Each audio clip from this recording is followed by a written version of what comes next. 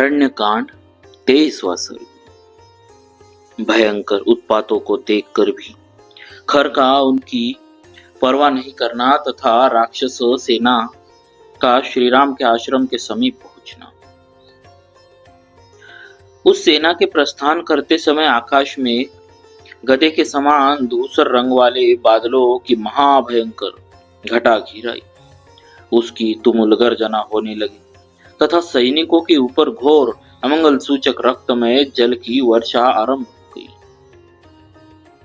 खर के रथ में जूते हुए महान वेगशाली घोड़े फूल बिछे हुए समतल स्थानों में सड़क पर चलते चलते अकस्मात गिर पड़े। सूर्य मंडल के चारों ओर अलात चक्र के समान गोलाकार घेरा दिखाई देने लगा, जिसका रंग काला और किनारे का रंग लाल था। तदनंतर खर के रथ की सुवर्णमय दंड वाली ऊंची ध्वजा पर एक विशालकाय गिद्ध आकर बैठ गया, जो देखने में बड़ा ही भयंकर था।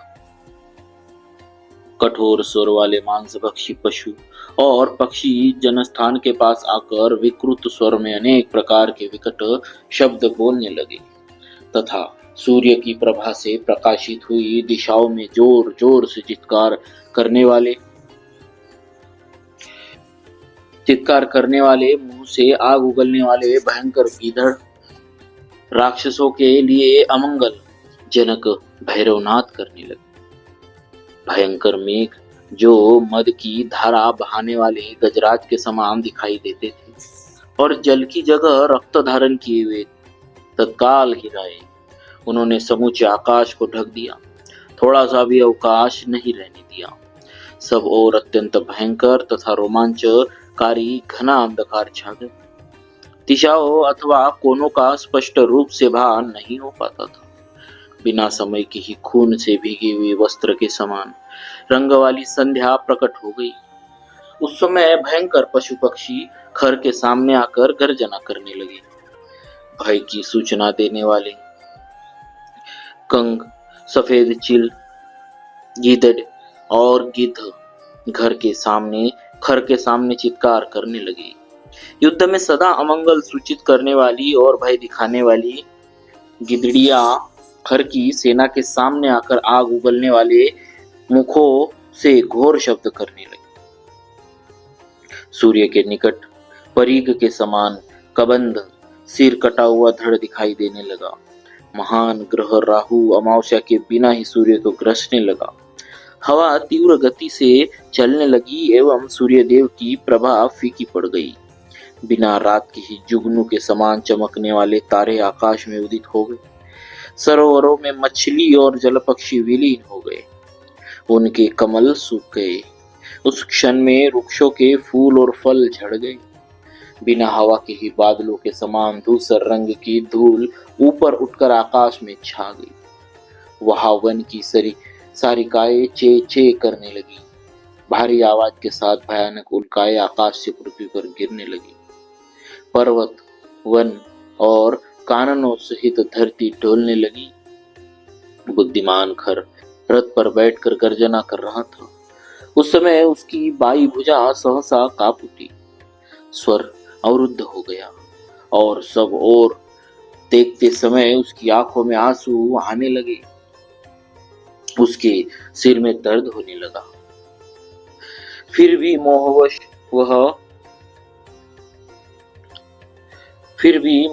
वह युद्ध से निवृत्त नहीं हुआ। उस समय प्रकट हुए उन बड़े बड़े रोमांचकारी उत्पातों को देखकर खर जोर जोर से हंसने लगा और समस्त राक्षसों से बोला, ये जो भयानक दिखाई देने वाले बड़े बड़े उत्पात प्रकट हो रहे, इन सब की मैं अपनी बल के भरोसे कोई परवाह नहीं करता। ठीक उसी तरह जैसे बलवान वीर दुर्बल शत्रुओं को कुछ नहीं समझता है, मैं अपने तीखे बाणों द्वारा आकाश से तीरों को भी गिरा सकता हूँ। यदि कुपित हो जाऊं तो मृत्यु को भी मौत के मुख में डाल सकता हूँ। आज बल का घमंड रखने वाले राम और उसके भाई लक्ष्मण को तीखे बाणों से मारे बिना मैं पीछे नहीं लौट सकता। जिसे दंड देने के लिए राम और लक्ष्मण की बुद्धि में विपरीत विचार, क्रूरतापूर्ण कर्म करने वाले भाव का उदय हो, वह मेरी बहन शूर्पणखा उन दोनों का खून पीकर सफल मनोरथ हो जाए। आज तक जितने युद्ध हुए उनमें से किसी में भी पहले मेरी कभी पराजय नहीं हुई है। यह तुम लोगों ने प्रत्यक्ष देखा है। मैं झूठ नहीं कहता हूँ।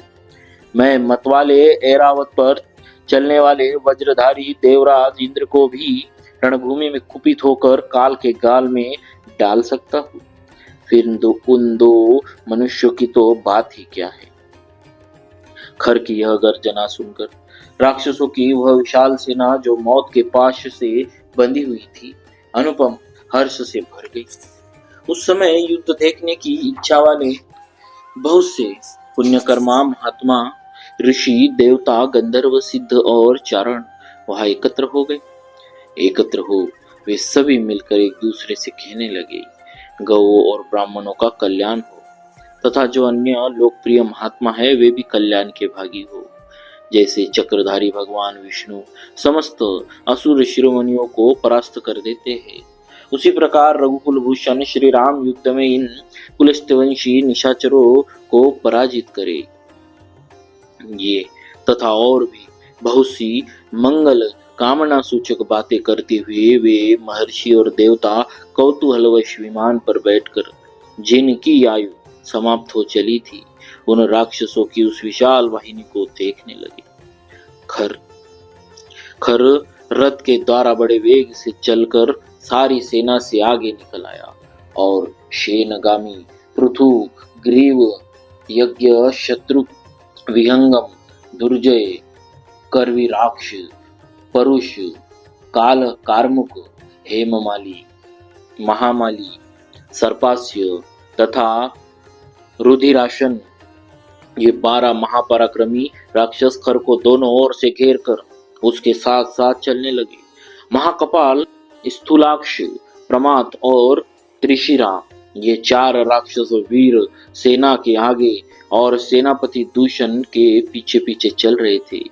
राक्षस वीरों की वह भयंकर वेगशाली अत्यंत दारुण सेना जो युद्ध की अभिलाषा से आ रही थी सहसा उन दोनों राजकुमार श्री राम और लक्ष्मण के पास जा पहुंची। मानव ग्रहों की पंक्ति चंद्रमा और सूर्य के समीप प्रकाशित हो रही हो। इस प्रकार श्री वाल्मीकि निर्मित आर्ष रामायण आदि काव्य के अरण्य कांड में 23वां सर्ग पूरा हुआ। बोलिए श्री सीताराम जी महाराज की जय। भक्तवत्सल भगवान की